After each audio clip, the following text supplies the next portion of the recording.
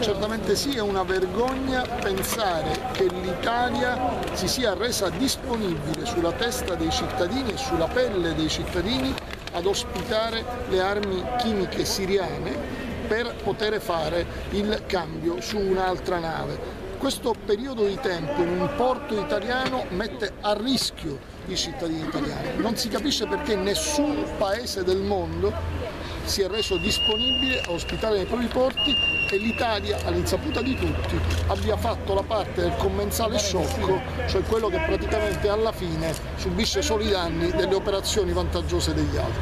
Voi contestate il fatto che le popolazioni comunque non sono state coinvolte? Qui non si sa nemmeno il porto di approdo.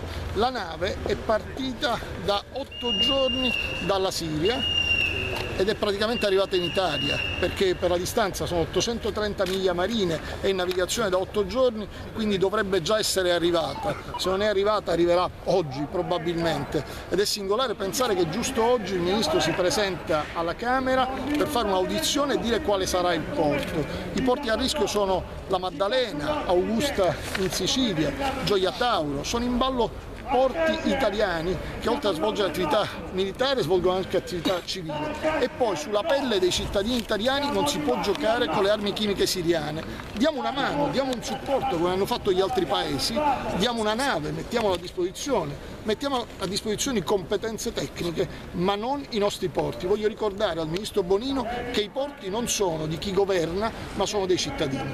Cosa vuole dire il Ministro Bonino, infatti? Il Ministro Bonino deve dire no con chiarezza e con forza alla possibilità di utilizzare porti italiani per il trasbordo e il trattamento delle armi chimiche siriane. Grazie a voi.